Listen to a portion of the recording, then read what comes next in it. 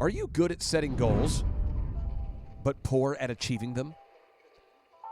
I mean, are you really, really good at setting goals, but do you struggle to turn your big ideas into big results? Well, on today's show, we're interviewing the best-selling author of the book Atomic Habits by James Clear.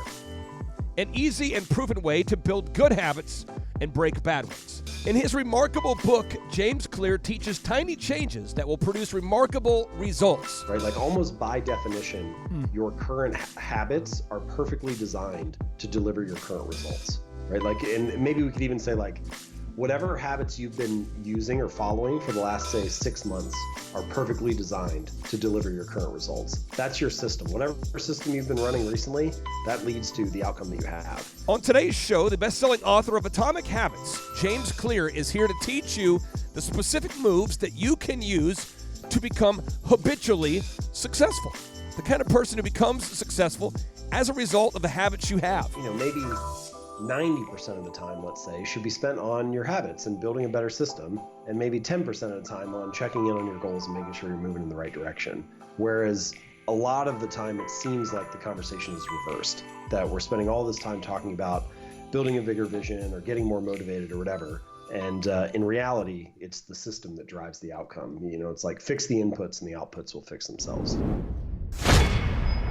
Some shows don't need a celebrity narrator to introduce the show, but this show does. 2 men, 8 kids, co-created by 2 different women, 13 multi-million-dollar businesses. Ladies and gentlemen, welcome to the Thrive Time Show. Now, 3, 2, 1, here we go! Started from the bottom, now we here. Started from the bottom, and we'll show you how to get here. Started from the bottom, now we here. We started from the bottom, now we here. We started from the bottom, now we here. We started from the bottom, now we'll show you how to Yes, and yes, Thrive Nation, it is a very special occasion because he is here. It is James Clear on the microphone. James, how are you, sir? Hello, good to talk to you. Hey, you are kind of a living legend and one of my longtime clients and a great entrepreneur by the name of Brett Ditton, who's the owner of CavelFit.com with 3 different locations in Boise, Idaho. So big shout out to Brett Ditton. He's the one who first told me about your book. Right away, do you have any life tips for Brett Ditton? We just throw out a life tip for Brett Ditton. Feel free to... No life tips. Sounds like he's reading my book, which is the best that I could hope for. So just thankful and sharing some gratitude. I appreciate the kind words. Now, he has told me that your book, Atomic Habits, is a life-changing book. So I want to ask you, what inspired you first to write this book? Well, I came to the topic in a couple different ways, but my first exposure, long before I really knew that I was being exposed to habits or learning about the topic, was through an injury. Before I was born, my dad played professional baseball for the St. Louis Cardinals. He played in the minor leagues. And, sports played a big part of my childhood, and I wanted to be an athlete as well. And played a variety of things growing up until my sophomore year of high school when I was hit in the face with a baseball bat. Oh. And it was this very serious injury. You know, I broke my nose, broke the bone behind your nose, which is called your ethmoid bone, shattered both eye sockets, taken on a stretcher to the hospital, ended up being more serious than that. And I kind of lost the ability to breathe on my own. And I had multiple seizures. I had to be air cared to a larger facility. And the fallout from that injury was significant. It took me, I couldn't drive a car for the next 9 months. I was practicing basic motor patterns, like walking in a straight line at my first physical therapy session.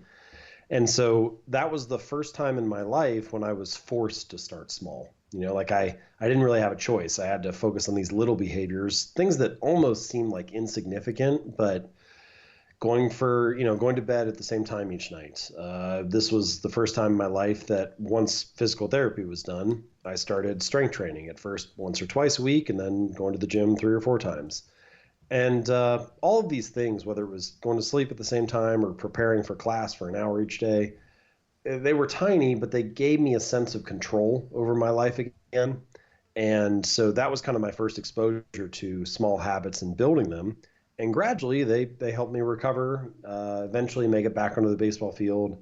I ended up having a good career myself as a college athlete, and made the Academic All-America team my senior year. Wow. And so I never played professionally, but that was sort of my first exposure to small habits being a method for overcoming challenges, maximizing your potential, and sort of making the most of things. Yeah. And it was only in the 5 or 10 years that followed that, after my playing career was done, that I started studying the science of habits more, writing about them, and now doing all the work that I do at jamesclear.com, where I write about it, and ultimately which led to the publishing of Atomic Habits. Now, you had that 5-year window after college where you began writing about it and researching about it.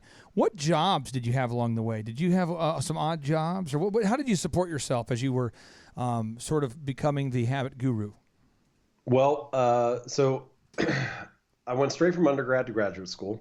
While I was in graduate school getting my MBA, I studied in the Center for Entrepreneurship. So the only real normal job that I've had, aside from like summer jobs and stuff in high school and whatnot, was an internship that I had at a medical practice between my first and second year of grad school.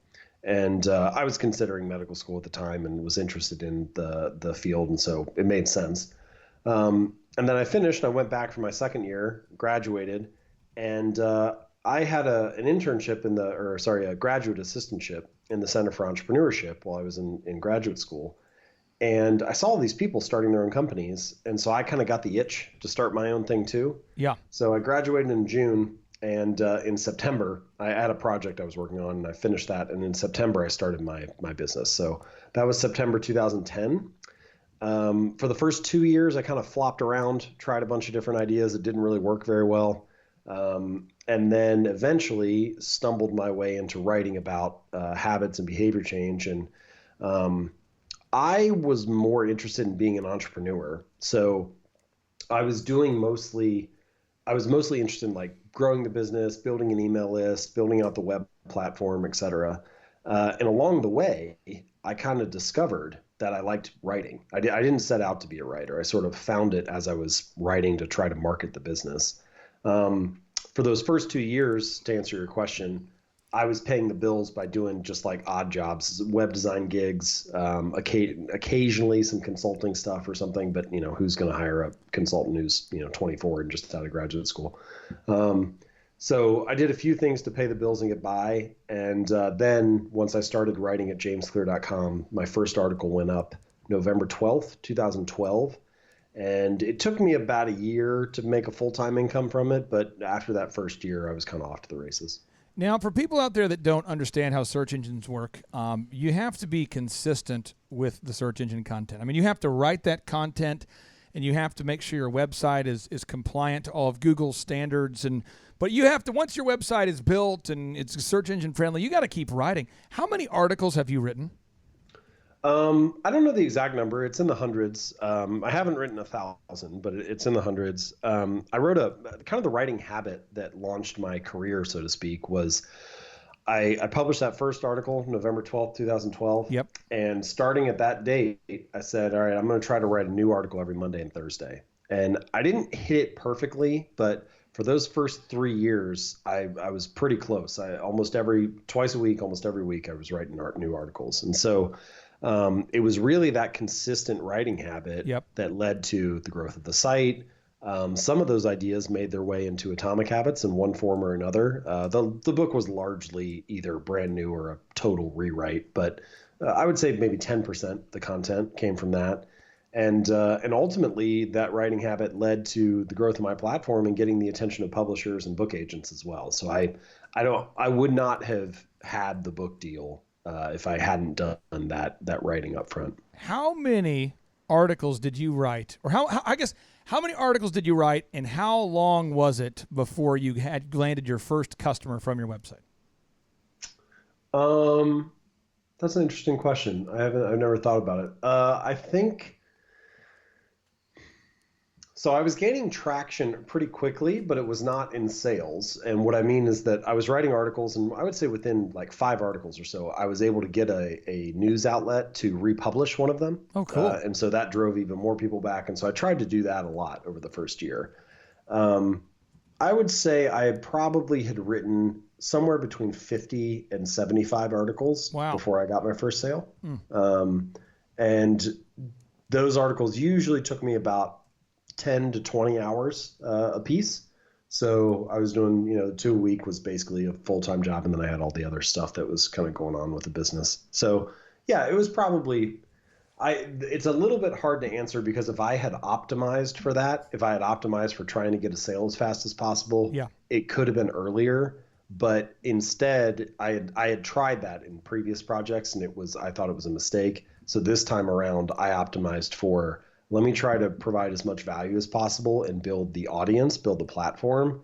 And then I know once I have readers, I'll have options for driving revenue. So I was focused more on growth than on sales in the beginning. Now, if it's okay, I'm going to, Josh, you can hold me accountable here. I'm going to be kind of a bromantic for a second. Just, James, I have heard that your emails are hot.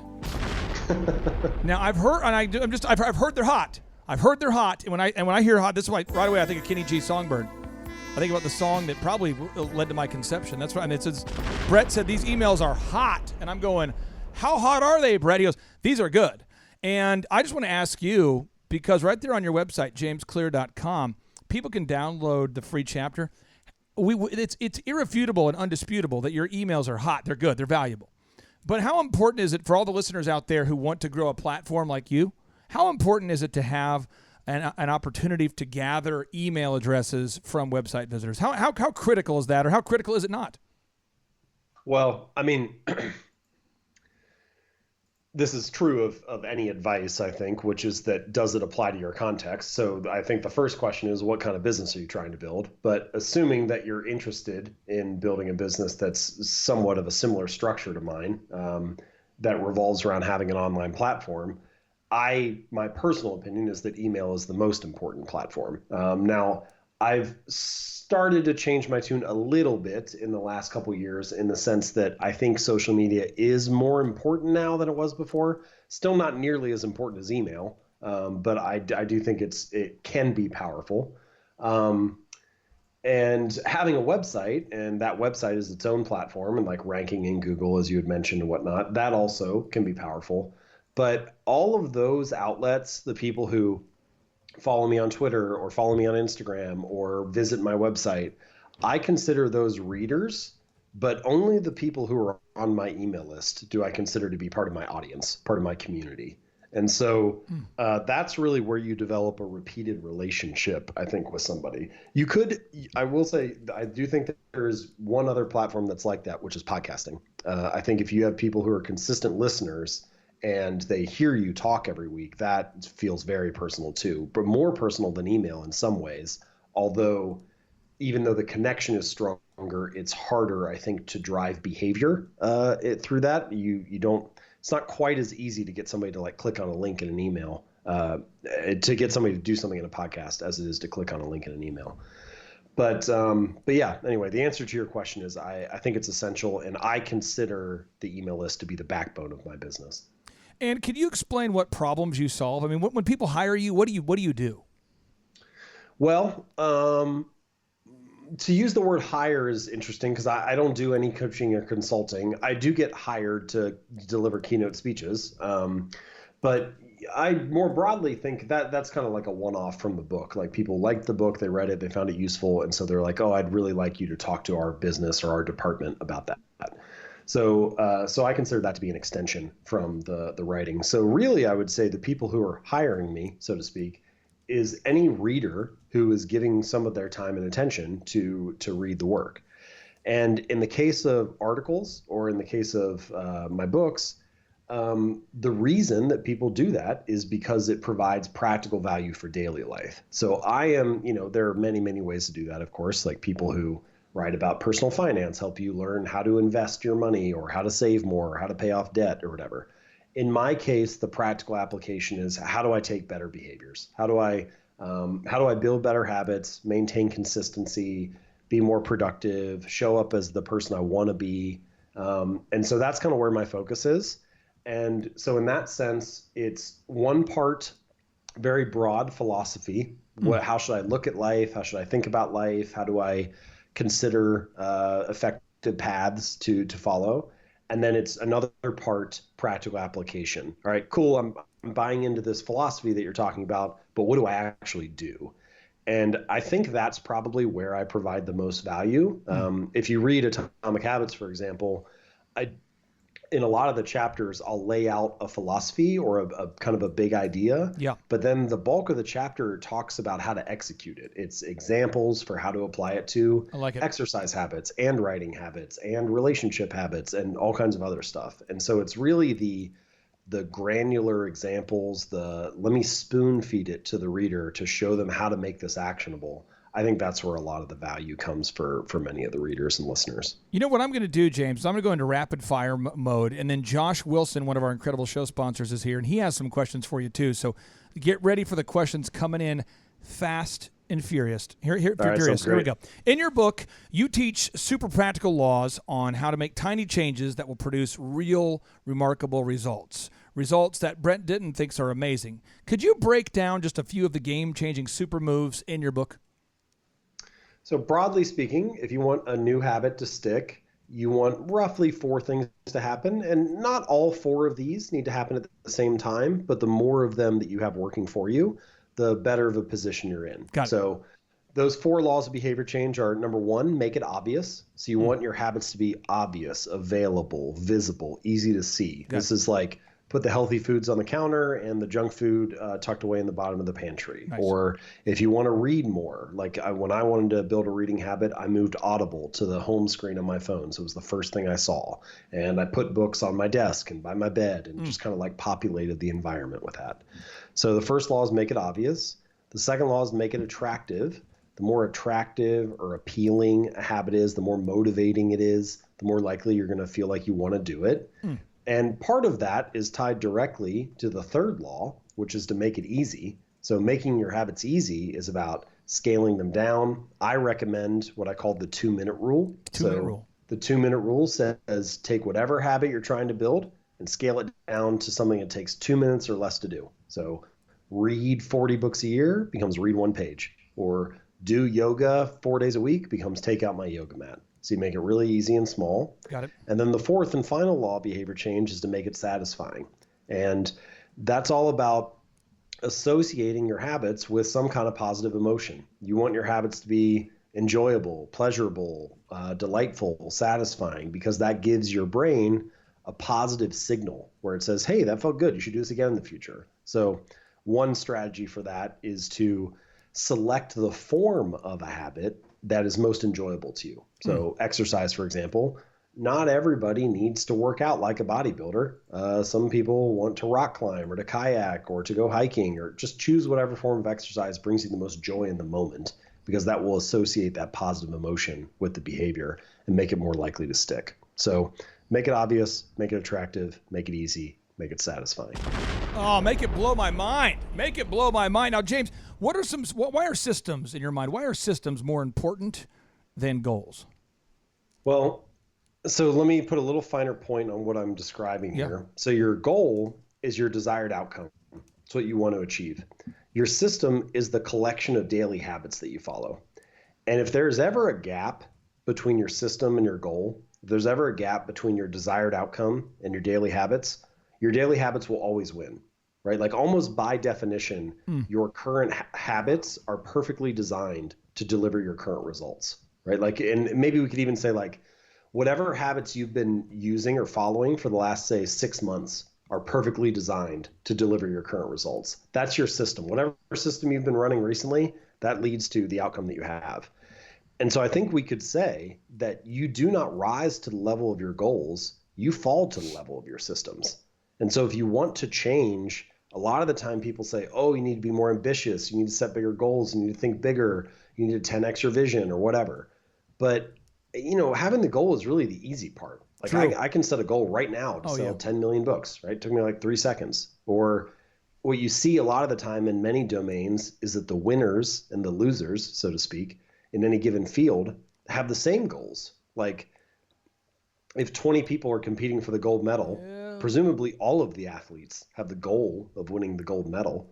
Or if 100 people apply for a job, presumably every candidate. I want to interject something here. I want to interject something, and maybe you disagree. I just want to throw it out Throw it back if you want. You sound like did you read Mark Manson? Did you read Mark Manson? Yeah, I'm friends with Mark. Okay, well, we had Mark on the show recently, and you and Mark Manson, The Subtle Art of Not Giving an F, the author, Mark Manson, you guys are the future of self-help in my mind, because you guys are that practical, real talk, and I feel like there's a lot of good things you can get out of Napoleon Hill, and a lot of good things out of Zig Ziglar, but I am so tired of seeing people who are sufficiently motivated going to yet another seminar to set another goal and saying, if I can believe it, I can achieve it. And you're going, but seriously, in order to get to the top of the search engines, you're going to need to make your website canonically compliant, and your permalinks are wrong. And they go, permalinks are wrong? And then you go, yeah, permalinks. You say, your keywords are wrong, and your descriptions are wrong, and your site's not built on HTML, and your sitemap is missing, and you don't have an XML sitemap. And they go, I don't got time for that. I don't have James Clear, I don't have time for that. I'm talking about believing it and achieving it. Would you agree that you're kind of like a new form of self-help? I mean, you guys are like self-help 2.0. It's like that real raw stuff. Yeah, I don't know. Maybe I'm just trying to share ideas that are true and useful. Like that's kind of like true, useful, clear. That's like kind of the three things that I want things to be when I write about them. And so, the way that I look at this stuff, if we're talking about systems or goals or whatever, is like what actually helps me get results. Like what actually helps move things forward. And I'm not saying goals are totally useless. Like goals are useful for setting a sense of direction. They're also useful as a filter. So if you know what your goals are and people come to you and they say, hey, do you want to, like, I have this opportunity, do you want to join or whatever? And you're like, well, that doesn't help me achieve my goals. So no. So it helps you like filter out and say no to things. But my argument is that, maybe 90% of the time, let's say, should be spent on your habits and building a better system, and maybe 10% of the time on checking in on your goals and making sure you're moving in the right direction. Whereas a lot of the time it seems like the conversation is reversed, that we're spending all this time talking about building a bigger vision or getting more motivated or whatever. And in reality, it's the system that drives the outcome. It's like fix the inputs and the outputs will fix themselves. That was hot. That was hot. Now, Josh, do you have a question for the best-selling author of Atomic Habits here, Mr. James Clear? I do, James. Hey, thank you so much for taking my question and taking your time. So I can see why Brett is such a big fan of yours. It's absolutely fire stuff here that so many of our listeners really need to apply and run out and get your book. My specific question would be, and the 2-minute rule, I love that. I love the 4 points that you brought up. If you were coaching, training, teaching your team, a team of people, and you said, oh, okay, well, we want to form this one habit. We want to go after this one thing. How would you start with a team of, say, 17 people that work for me? How would you start in an office environment or in a riot environment? In an office environment. Oh, okay, thanks for clarifying. So how would you start to develop a new habit or a new system? Yeah, no, that's a great question. So I do think the 2-minute rule can be useful, or some version of it, for the teams, in the sense that we say, all right, this is where we're going to focus. This is what we've decided is important for our culture or for our new strategic initiative or whatever. What's the smallest unit of that? How can we scale that down and try to focus on mastering the art of showing up and at least doing that each time? This is, I think, a deeper truth about habits that people often overlook, which is a habit must be established before it can be improved. Like a lot of the time, especially with strategic planning or talking to teams, we're so focused on like optimizing. Let's come up with the best plan in theory. Let's come up with the best strategy. And in reality, there's nothing to improve if you don't master the art of showing up. And so let's find a small way that we can get that habit established. So that's probably the first thing. And then the second piece that came to my mind is there's a great book. It's a business book. It's called The Outsiders, not the book that you read in high school. It's written by William Thorndike. And he talks about these 8 different CEOs that have kind of performed really well over the last 100 years. And one of them is Warren Buffett, but most of the others people haven't heard of. But anyway, one of the people that he profiles in that book had this very interesting thing where he took over this company. He starts out at this little office, I think it was in Buffalo, New York. And over the next 30 years, he ends up rising up the ranks to become CEO. But on that first day, he comes in as the manager of this little office. And somebody comes to him and says, hey, we're due to paint the outside of the building. We need to update the facade. Like, what do you want us to do? And he said, only paint the side that faces the street. And over the next 30 years, cost cutting was like a really big part of his initiative, a really big part of his strategy. And the great thing about that story is it became kind of this almost like legend or folklore that could be passed throughout the company, where in every budget meeting and every time they were discussing cost cutting, it could be like, how much do we care about this? Oh, so much that we only paint the side of the building that faces the street. And so whatever the new habit is that you're trying to instill in your company, I think that leaders do have a unique position where you can come up with some kind of story, some narrative, I call this like controlling the narrative. And it's some story that can represent what that value is so that you can spread that around throughout the team. People need like a heuristic that they can keep top of mind whenever they're the one making the decisions, because you can't be there looking over their shoulder at every minute. So some kind of example like that I think is good. A lot of companies actually have used the British cycling example of getting 1% better each day that I kick off Atomic Habits with. Anybody who's like interested in kind of continuous improvement, or we want our sales team to get 1% better or whatever, you can use stories like that to initiate the behavior, get somebody to anchor their behavior on. Now, James, Brett Denton had specific questions he wanted me to ask you, and I said, you know what? I'm going to do it because you're the guy who introduced me to the writing of James Clear. So here are the questions that Brett has for you. He wants to know, what is your research method? It's a good question. So I kind of, broadly speaking, the real quick summary is broad funnel, tight filter. Broad funnel, tight filter. And so what that usually looks like for me is most of my research, I read a lot. I'm just kind of not in any like real big, meaningful, like planned out way. I just am like kind of surrounded by it a lot. I keep a lot of books by me. I keep books by my bed, in the living room, whatever. Just like on my web browser, which is usually where I'm at when I'm somewhere in the browser when I'm on the computer. I usually have 10 to 20 tabs open. And maybe 3 of those are like Gmail and Asana and like business stuff. And the other 10-ish are usually things that I'm going to read or I'm in the middle of reading. So I'm reading a lot. So I'm taking a lot of information in. And each day I sort of have a block of time from roughly like 8 to noon where I don't have any calls, nothing scheduled. It's just like thinking and reading and research time. And occasionally when I come across a good idea, I toss that into Evernote or a Google Doc if I'm working on a book manuscript. And I just try to pile as much stuff in there as possible. It starts to take a little bit of shape, and I kind of roughly have some headings or different areas, themes that are kind of going on.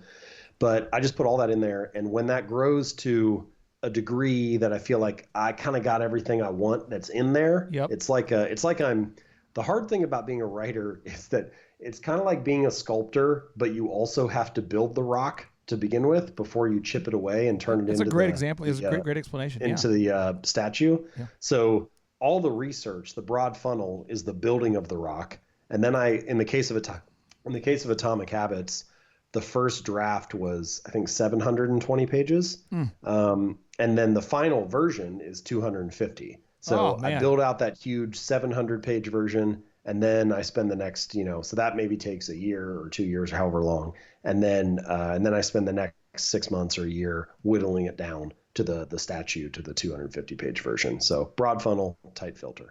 Final question from Brett Denton here. He wants to know, what's the best way in your mind to begin building an email list? And again, he owns a gym called Cavell Fit. He's really doing well. He has 3 locations. Things are going great for him. What advice would you have for Brett Denton, the owner of Cavell Fit, on how to build an email list? Well, people only sign up for emails if they think they're going to provide them value. And generally, people think it'll provide them value if it's free and there's some kind of like interesting idea or insight or content. Now, again, this depends on the business you're building. Like J. Crew is going to be offering people 20% off discount codes to get them on the email list. They're not going to be writing blog posts. So it does depend. I don't know exactly what the best strategy is for someone running a gym. Yep. But for me, my strategy is I'm going to try to write a couple articles a week that are free, or maybe it doesn't have to be 2 a week. It could be 1 a week. It could be 1 a month, even if it's high quality and in depth. Just whatever pace you can stick to. And so that's the strategy. And then there are some tactics that are important. And, like, where do I put the forms on the page? How often do I ask people to sign up? What does the copy say on the actual email form to get people to sign up? Some of that is highly context dependent on the business, but it does matter. I will offer this if anybody's interested, Brett included, that I've spent a lot of time thinking about that for the way jamesclear.com is laid out. So you're welcome to look at the site and replicate, where the forms are laid out or whatever pieces are useful. But yeah, so I think it's both strategy and tactics, but ultimately it comes back to the same thing it always comes back to, which is providing great value for your target audience. Okay, into the serious questions, and I'll let you get out of here. Your favorite old school jam? It's middle school, and we go back to middle. What year were you? What year were you a high school senior? What year were you a high school senior? 2004. Okay, so 2004. The year could be now 1999. It could be 98. It could be were your school dances in a gym? Yes, they were in a gym, and.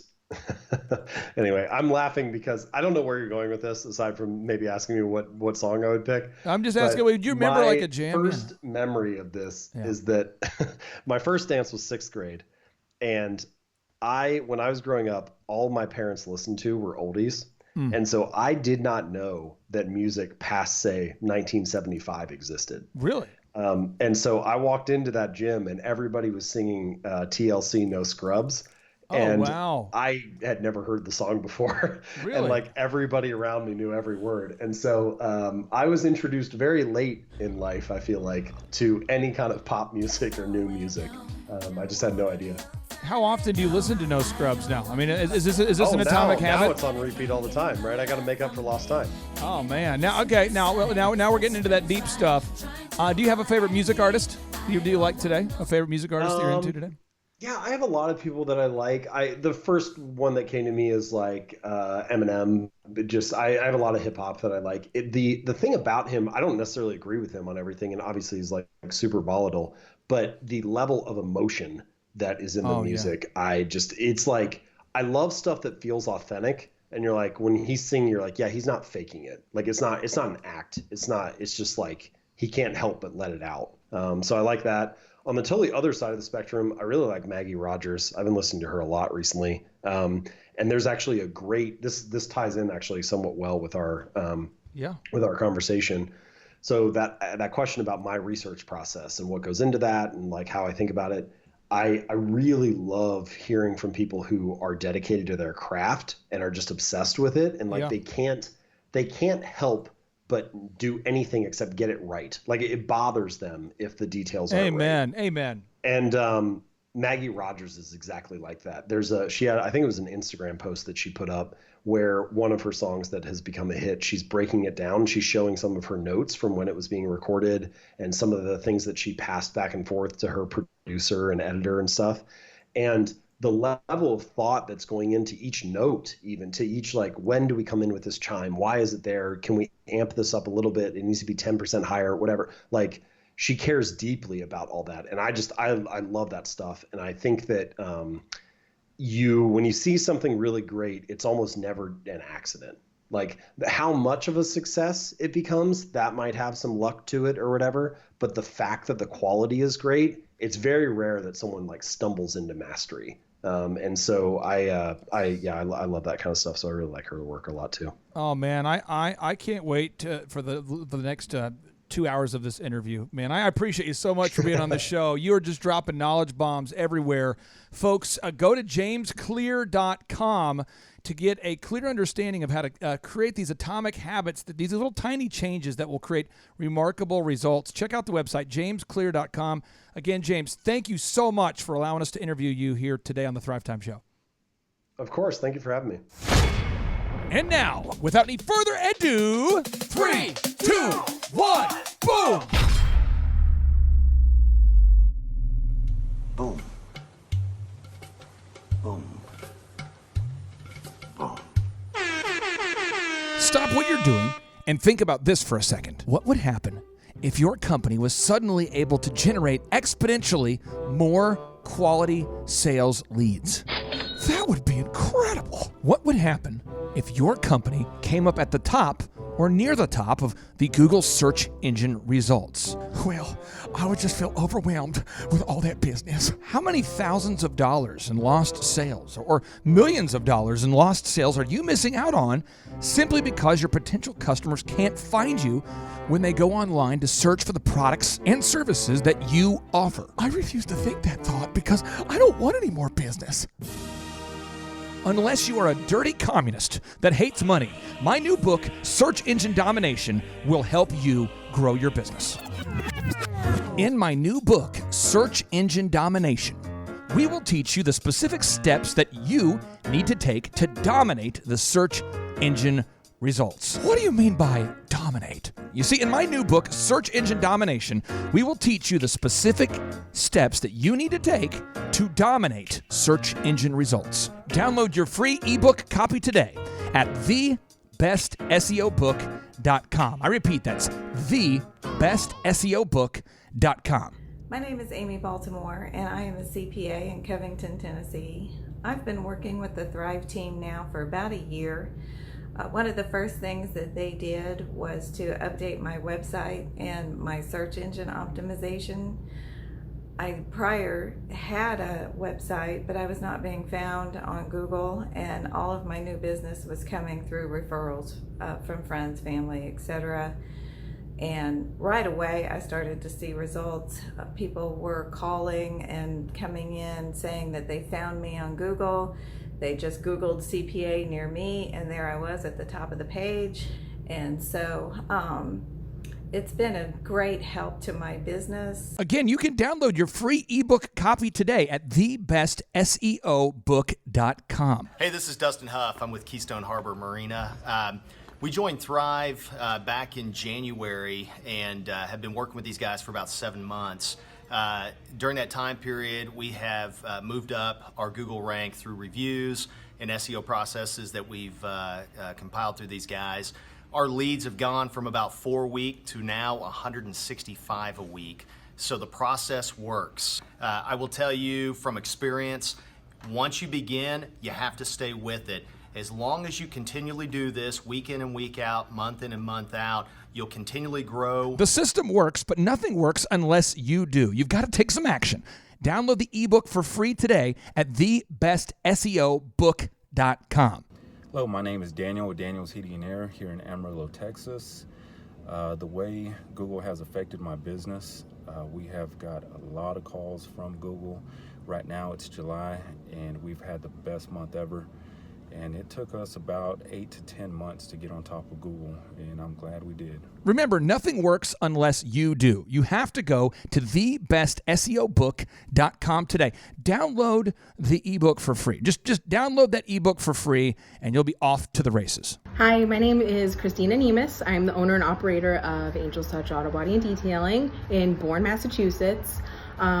We have been working with Thrive and their coaching for, say, 8 to 9 months, and it took us about 6 months, 5 to 6 months to get on the top of Google, and with their help with the website and marketing, and the SEO and retargeting ads with Google, and it has been phenomenal. We just have light and day business coming in, phone calls coming in, walk-ins, referrals. It's just through the roof, and we couldn't be happier. At the moment, we are up 50% this year from the previous year, and not only is that part of our own hard work and diligence, but also with the help of Thrive and what they've done for us and getting us on the top of Google and, you know, all their knowledge and coaching.